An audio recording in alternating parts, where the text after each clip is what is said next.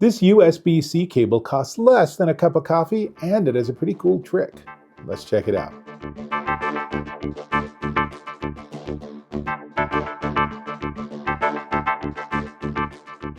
Dave Taylor here, and I spend a lot of time looking at expensive electronics, but sometimes it's the most simple of things that actually makes a difference in your life, like charging cables.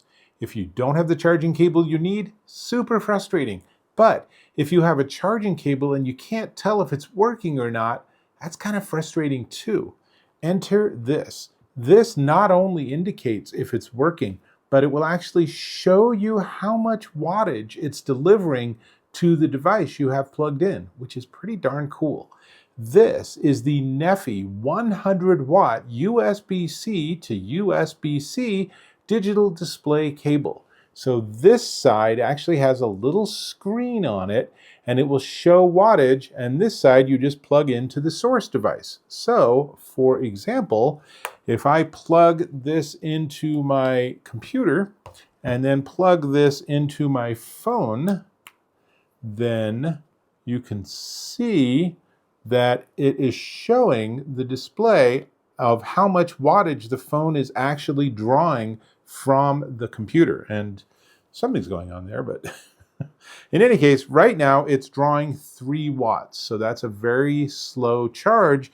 I think if I actually open this up and turn on the computer, then it gets permission. Yeah, so now, see, it's gone way up to 11 watts. So that's actually super interesting. Now it's at 12 watts.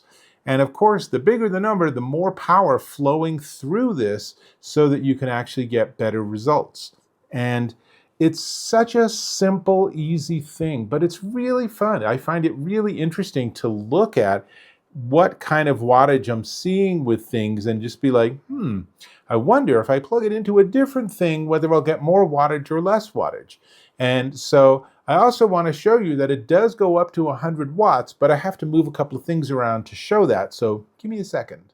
Let's start by plugging my phone in and see how it negotiates power. So you'll see it starts at 0, but watch how the phone and the charger will go back and forth and figure out what's the maximum wattage that you can actually accept so that you can have the fastest possible charge. And this is what every modern device does now with every charger that you use it with. So you're thinking, oh my gosh, 6 watts, that's going to be crazy slow, but let's just give it a couple more seconds. It should step up. Okay, boom, it just leaped up to 16 watts of power, which is a good solid charge rate for a smartphone. So now let's try with my computer, because my computer can accept up to 100 watts and the charger can put out 100 watts. So let me switch things around and let's just see what it can do. All right, this is my brand new MacBook Air, so I'm going to go ahead and plug it in, and it should certainly go a little higher than 6 watts, that's for sure. But it should start out at 0, and now let's see how it negotiates. And to be fair, this is not super exciting, so I'm going to speed things up a little bit.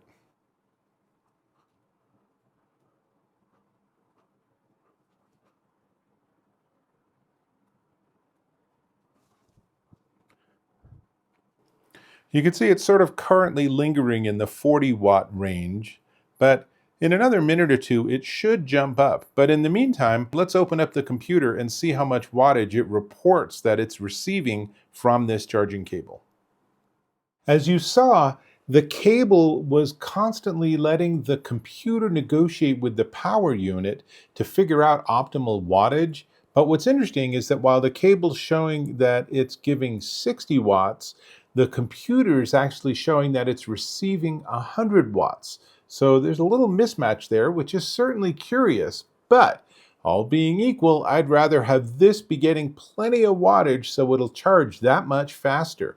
Either way, it is super interesting to watch the cable as it negotiates that number to try to figure out, and that's very much how modern chargers work, which is why I can unplug this 100-watt charger, plug it into my phone, and it will now negotiate a different number to figure out what's the maximum wattage the phone will allow.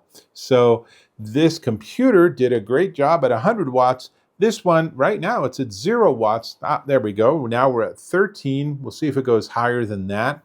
This is a 17 Pro, so it's the latest model. It should be able to handle more than 13 watts, but it is charging, and that's what's important. And when I tell you the price of this cable, you'll be like, holy cow, I should just buy a couple of these for myself just for fun, right? So that's really what I have here. So now let me tell you, the cables come in black or purple or this green color. I like the green. And it's in 0.5 meter or 1 meter or 2 meters, which I'll translate to 20 inches, 39 inches, or 79 inches. So you can sort of mix and match length and color. This looks like it's gone up to 15 watts. I told you it would gradually go a little faster. And they are bonkers inexpensive. Now, before I tell you the price, I'm going to invite you to subscribe to my channel. Click or tap on that subscribe button. Hit that bell icon for notifications of my new content. Give me a thumbs up if you found this of value. Cool. All right. This is the 0.5 meter green NEPHY 100 watt USB-C to USB-C cable, and it is $3.22 at aliexpress.us. So that's part of Alibaba, which is this huge Chinese online shopping site, and things are very inexpensive. It is very different from Amazon. It's really fun. There's a lot of stuff you can check out and find that is going to be way less expensive than you think. I wouldn't buy really expensive things from them because if you have to send something back, it's complicated. But if I get a cable and it doesn't work how I want and it was $3, whatever, at least it's still charging, right?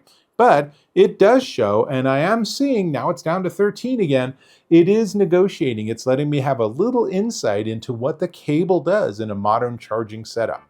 That's what I got. I'm going to let this thing charge, so I'll hope to catch you in my next video.